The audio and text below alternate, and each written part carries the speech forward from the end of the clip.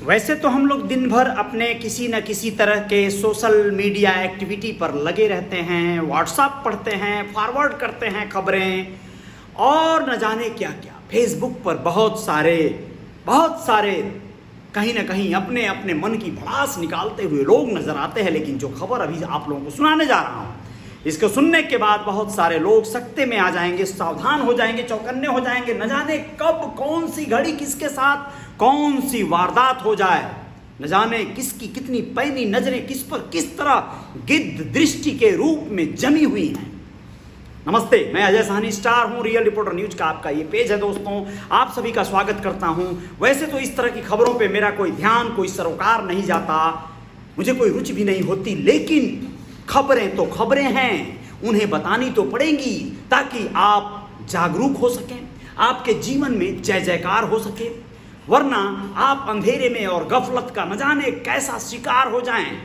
जैसा कि आप लोगों ने देखा, उदयपुर में विगत दिनों एक ऐसी वारदात, एक ऐसा हत्याकांड जिसे सुनकर पूरा देश ही नहीं, देश के बाहर रहने वाले तमाम हिंदू भाई सकते में आ गए। आप लोगों को पता होगा, 24 घंटे में कन्हैया लाल तेली के परिवार को पूरी दुनिया से तमाम संगठनों ने, व्यक्तियों ने व्यक्तिगत तौर पे लगभग 1 करोड़ रुपए सहयोग राशि के रूप में भेज दिया। ये सैल्यूट जाता है रियल रिपोर्टर न्यूज का ऐसे सकारात्मक सोच वाले हिंदू भाइयों के लिए। लेकिन मैं उन दहशतगर्दों के संदर्भ में भी इतना जरूर कहना चाहूंगा कि वह लोग इस तरह दहशतगर्दी न करें। उनसे निवेदन करना चाहूंगा, ये कोई तरीका नहीं है। किसी के हंसते खेलते दुनिया में इस तरह आग लगाने और जहर घोलने का काम न करें। आप लोगों को पता है, सिर्फ कन्हैया लाल गुप्ता या तेली, जो भी सरनेम वो लिखते थे, साहू, सिर्फ उस व्यक्ति का हत्या नहीं होना था, और भी लोग लिस्ट में थे। दोस्तों, आप लोगों को आज इसी पर मैं प्रकाश डालना चाहता हूं कि और कौन कौन लोग थे उदयपुर में जिनकी हत्या होनी थी, जिनको गला रेत कर सर धड़ से अलग करके मारना था। आप लोगों को पूरी खबर से अवगत करवाते हैं। उदयपुर में तालिबानी हत्याकांड के आरोपी रियाज, जब्बार और गौश मोहम्मद के निशाने पर अकेले कन्हैया लाल नहीं थे। नुपुर शर्मा के समर्थन में पोस्ट करने वाले कई अन्य लोग भी इन दोनों के टारगेट पर थे। इस सिलसिले में उदयपुर के बिजनेसमैन का नाम सामने आया है। बताया जा रहा है कि इसके अलावा भी 3 से 4 लोग निशाने पर थे। दोस्तों, उन लोगों ने अब धीरे धीरे अपना अपराध कबूल करना शुरू कर दिया है। उन लोगों ने पुलिस के उन तमाम जांच पड़ताल से अपने राज उगलने शुरू कर दिए हैं। गौश मोहम्मद और रियाज, जी हां, अब आप लोगों को बताना जरूरी है कि सेक्टर 11 में रहने वाले व्यापारी नितिन जैन भी इनके टारगेट पर आ गए थे।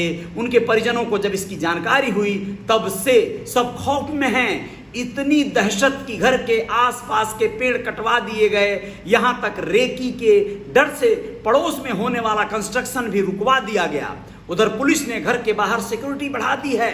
जांच में सामने आया है कि 35 साल के टायर व्यापारी नितिन जैन ने 7 जून को फेसबुक पर नुपुर शर्मा के समर्थन में संबंधित एक पोस्ट फेसबुक पर शेयर कर दिया था। इसे लेकर नितिन के खिलाफ उसी दिन सबीना थाने में शिकायत दर्ज कराई गई। इस पर पुलिस ने उन्हें पकड़कर एसडीएम कोर्ट में पेश किया। वहां नितिन को पाबंद कर जमानत पर छोड़ दिया गया। आप लोगों को बताना जरूरी है कि इस समय राजस्थान में डिजिटल इमरजेंसी चल रही है। सरकार ने करोड़ों राजस्थानियों से छीन लिया है इंटरनेट पर सफरिंग करने का अधिकार। ये भी बहुत जरूरी है, लेकिन इसे हमारी मीडिया दूसरे रूप में परोस रही है, क्योंकि वहां पर इन्हीं खबरों को जब वायरल और सर्कुलेट किया जाएगा तो वहां पर सांप्रदायिक दंगे न भड़क जाएं, इस आधार पर यह बात किया गया है और जरूरी भी है। अब उत्तर प्रदेश में बैठ के या जहां मुंबई में बैठ के तमाम सोशल मीडिया कर्मी अपनी बात को रख रहे हैं, उसको भी न जाने कितने लोग टारगेट करेंगे, लेकिन उससे फर्क नहीं पड़ता है। सच्चाई लोगों तक जानी चाहिए। आप लोगों को बताना जरूरी है कि नितिन जैन की रेकी का भी वैसा ही पैटर्न था जैसा कन्हैया लाल का था। मामला दर्ज होने के बाद कुछ लोग नितिन की रेकी करने लगे। टायर कारोबारी नितिन की दुकान पर 9 और 16 जून को 3 लोगों ने रेकी किया था। सबीना इलाके में स्थित दुकान पर जाकर पूछताछ भी की गई थी। उस वक्त वह खुद दुकान पर नहीं थे। जब यह बात उसे पता चली तो वह घबरा गया और उदयपुर से बाहर चला गया। 28 जून को जब कन्हैया लाल साहू की हत्या हुई और उसके बाद रियाज का वीडियो सामने आया, इसमें वो सेक्टर 11 के एक व्यक्ति की भी बात करता सुना जा सकता है। इसके बाद नितिन के परिवार की हालत और खराब हो गई। आप लोगों को बताना जरूरी है कि नितिन के परिजन इतने खौफ में आ गए कि भास्कर और तमाम अखबारों के लोगों के पहुंचने पर भी सामने नहीं आ रहे थे। उसके बड़े भाई ने डर के मारे कुछ भी बोलने से इनकार कर दिया मीडिया कर्मियों के सामने। परिवार ने घर में और आसपास सीसीटीवी कैमरे भी लगवा दिए, घर के आगे लगे पेड़ भी कटवा दिए गए, पड़ोस में चल रहे कंस्ट्रक्शन भी रुकवा दिया गया, काम कर रहे मजदूरों के बारे में पता कर उनका वेरिफिकेशन कराने के लिए कहा गया। ये सारी चीजें क्यों की गई? आप सोचिए, डर का माहौल और दहशत का क्या जो है परिणाम होता है। दोस्तों, जो भी हुआ है राजस्थान उदयपुर में, उस बहुत गलत हुआ है। ऐसा किसी के जीवन में ना हो। जो भी जीवन में अपने कार्य कर रहा है, गलतियां होती हैं, उसका सुधार होता है, लेकिन यहाँ पर जो हुआ वो हैवानियत थी और कुछ भी नहीं। आप लोगों को बता दें कि कन्हैया लाल के जो हत्यारे हैं 14 दिन की जुडिशियल कस्टडी में चले गए हैं। सीएम ने की परिवार से मुलाकात, एसएचओ और एसआई सस्पेंड हो गए हैं उस थाने के।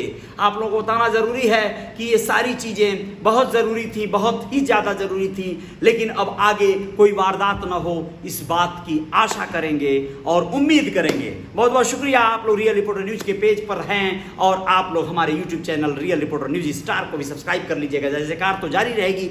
बहुत बहुत आभार, अभिनंदन आप सभी का। कुछ और खबरों के साथ हाजिर होते हैं, तब तक आप लोग अपना ख्याल रखिएगा, ध्यान रखिएगा। नमस्ते, बहुत बहुत धन्यवाद, शुक्रिया, अभिनंदन।